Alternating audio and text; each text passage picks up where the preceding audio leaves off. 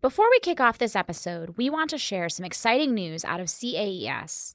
Our annual publication, Almanac, is now available online at almanac.caes.uga.edu. Check it out today. Welcome to Cultivating Curiosity, where we get down and dirty with the experts on all the ways science and agriculture touch our lives, from what we eat to how we live. I'm Jordan Powers. And I'm Emily Cabrera. We're from the University of Georgia's College of Agricultural and Environmental Sciences. Happy New Year, listeners. We hope you're settling well into 2025. For those of you who set resolutions or create goals for yourself, we know that improving time management might be one of the hardest commitments to keep. In fact, one of our UGA cooperative extension publications, 10 Strategies for Better Time Management, is consistently a top-viewed resource. It's a quick read and provides concrete, actionable steps to help you learn how to manage time more efficiently. UGA Extension extends lifelong learning to the public through unbiased, research-based education in agriculture, the environment, communities, youth, and families. UGA Extension publications, or pubs, are peer-reviewed and connect residents to the results of university research.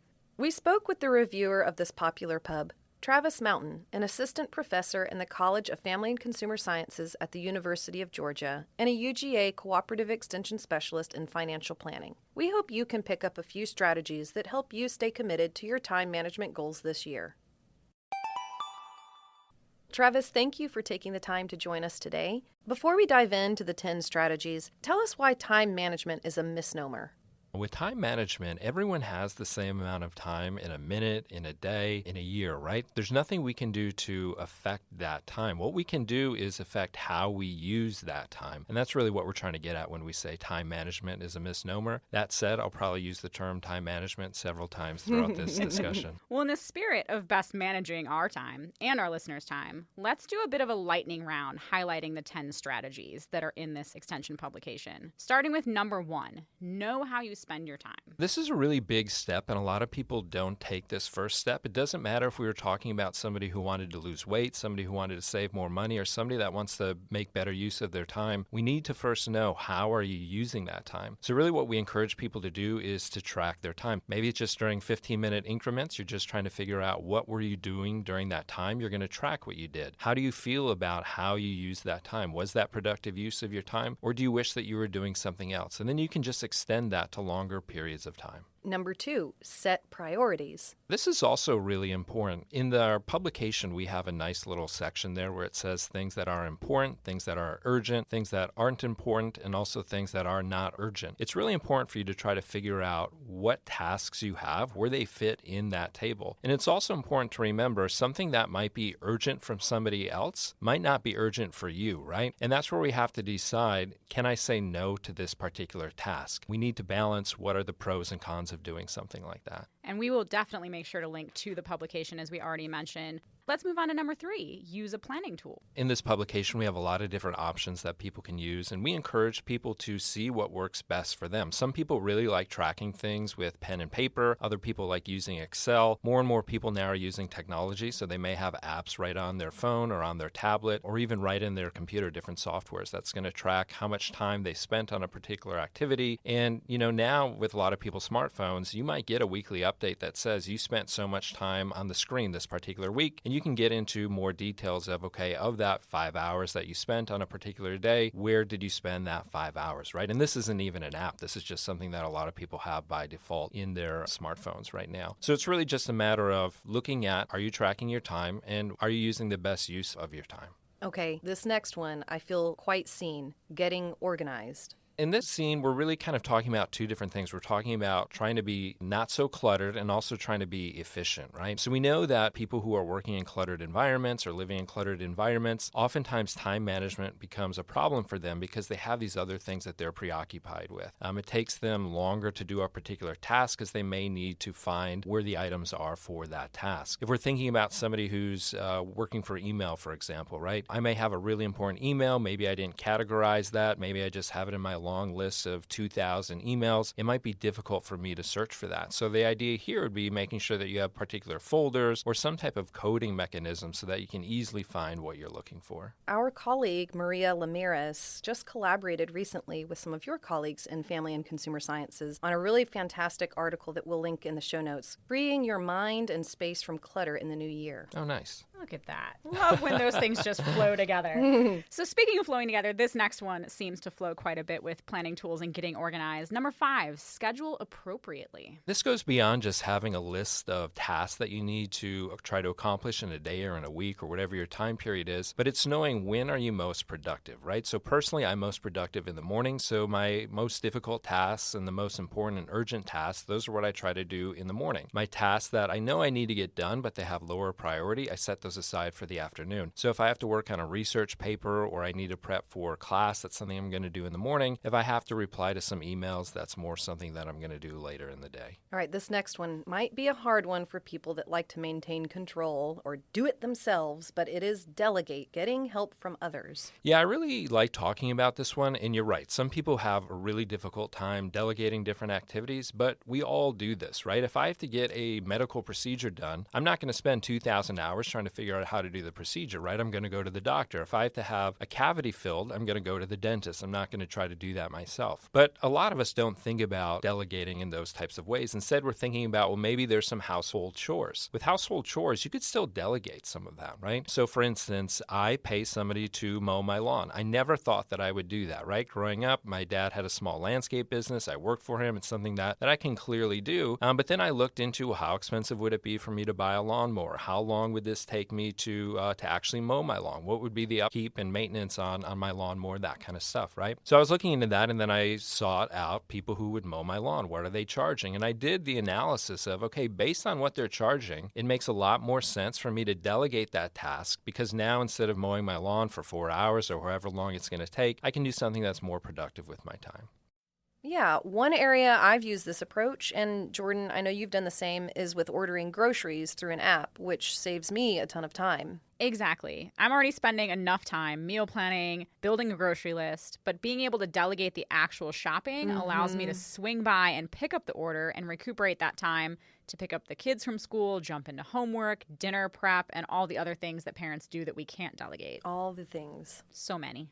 So in addition to delegating, another thing that I know that I'm guilty of because I'm thinking of all the things I need to do is not doing any of them. So that leads to number 7, stop procrastinating. Procrastinating is really easy for people to do, right? And the idea with procrastinating would be maybe you have some time allocated this afternoon to work on a project, but you don't do it. You put it off till tomorrow. Tomorrow comes along and you keep on doing that. That would be what we're talking about with procrastination. And this is bad from a lot of different fronts, right? It kind of can lower your self-esteem because you know that this is something that you said that you were going to do a couple days ago and you haven't gotten it done. It's just something that's always going to be nagging you until you actually get that done. That's a little bit different than when we were talking about earlier about setting priorities, right? You might have something that is an important task for you to do, but it's okay if you're going to say, okay, this task, I'm going to do it next week from now, right? That wouldn't be procrastinating as long as you actually get it done next week. And the next one, managing time wasters. That's a really good one. And this kind of comes back to number 1, where we're trying to figure out, what are you actually spending your time on? So time wasters could be some things such as email, right? A lot of people, they get to the office first thing on Monday and they're looking at, okay, I have all these emails, I need to get through them. But the question is, do I really need to get through all those emails, right? How important are they? It could take an hour for you to get through some of your emails, right? And you get to check off that nice box that says, okay, I got through all these emails, but how important was that? How urgent was that? Right? Also thinking about the different types of meetings that you're going to have. Since COVID-19, a lot of us now have these virtual meetings via Zoom or via Teams, something like that. And a lot of people like to schedule these meetings. But the question is, do I really need to have this meeting via Zoom? Do I have to have it via Teams or some other type of virtual programming? Could it be that we're going to actually talk on the phone and I'm going to walk and do some, health exercise or something like that while I'm on the call, right? Those types of things. Try to make sure that you are using your time as efficiently as possible. You saying all of this and I'm realizing I have so many time wasters. Another one that I think a lot of us were raised saying is a good thing, right? But we're seeing number 9, avoid multitasking. Yeah, that's something that I thought growing up too was something that I should get good at, proficient at, and be doing. But more and more research is coming out saying that we are not able to do that very well, right? You're much better off doing some type of bucketing system where you're going to say, okay, for the next half an hour, the next hour, I'm going to work on this project. Once that time is up or that project's done, then I'm going to go on to the next project. It's really a better way of trying to accomplish these goals as opposed to saying, I'm going to try to work on these 2 things simultaneously for the next 2 hours or whatever your time period is. Research shows that chances are you're not going to get either of them done, or if you do, neither of them are going to be done very well. All right. And finally, stay healthy. The whole idea here is just trying to figure out, how well are you managing your time? What are the trade-offs for different things that you're doing? Do you have a pretty good work-life balance? I know that term kind of gets thrown out a lot, but some people really stress out over some things that aren't that urgent or aren't that important, right? It's the ability of saying, okay, this is everything that I want to get done today, right? Do the things that I have on this agenda or this task list that I have, are they really important? And what happens if I don't get those things done, right? And kind of the trade-off between my work time, my family time. How do I feel about the time that I've actually spent if I'm looking back over a period of time?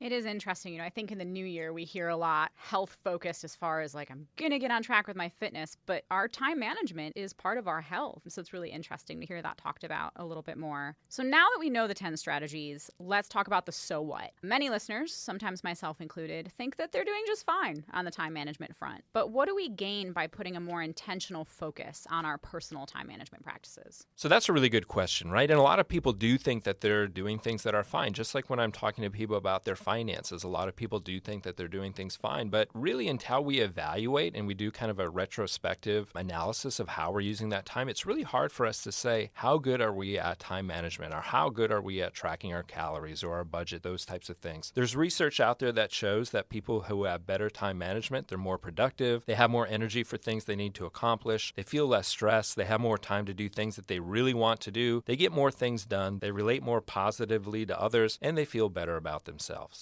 All of this is incredibly helpful information, and I'm just sitting here listening like, okay, I will work these 10 steps as soon as we're done recording. Sponge mode. Yeah. We know that time management is only a portion of your research and extension education interests. Can we continue our lightning round with a bit more detail on some of your other work? Yeah, so I have a couple different projects. Some of my extension activities are looking at trying to improve people's credit scores. So we got a grant through the Small Business Development Center, which got money from the Treasury to try to improve people's credit scores. And the whole idea with this is these are people who want to be small business owners. They have good ideas. They want to have this business, but their credit scores aren't high enough so they can't get these business loans. So we go around the state through myself and also through extension agents. We try to educate people to try to improve their scores. So that's one of the big factors. And we know that there's a lot of misunderstanding about scores. Some people, they've had credit cards or they've had loans for decades and they're mismanaging those, right? So there's a lot of information out there that's wrong. If I just do a quick internet search, I may be searching for something related to credit scores. There's a decent chance that it's wrong, right? So a lot of people are just unsure about credit scores. I'm also heavily involved with VITA, and VITA is the Volunteer Income Tax Assistance Program. And there are many different VITA locations across the state and across the country. University of Georgia is involved with VITA. We have done approximately 1,200 tax returns just on campus last year. So anyone who's in the area, they can come to campus, they can get their taxes done. But then through extension, we've also done a little over 1,000 tax returns last year. So this upcoming year, tax year 2025, there's over 20 extension agents in different counties who are willing to help you with your taxes. So that's also a great service that we provide on the extension front.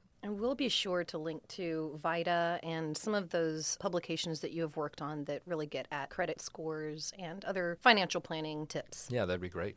Absolutely. Incredibly important and an amazing resource that's available. And now with the time management focus, I'm like, I need to put taxes on my calendar so that I make them priority and urgent. Well, Travis, thank you for your time today. We really appreciate you coming in and talking to us. This is a topic that, of course, we were interested in the new year because people do put a renewed focus on their priorities and their time. But it's something that I think is a really good reminder throughout the year. So hopefully this is an episode that people can keep coming back to. And we will, of course, link to all those amazing resources, and we're just very appreciative of your time. Great. Yeah, I'm glad to be here, and maybe people are going to listen to it at 1.5 times speed just to get more of that time back. I love it. I'm glad I'm not the only one who does that.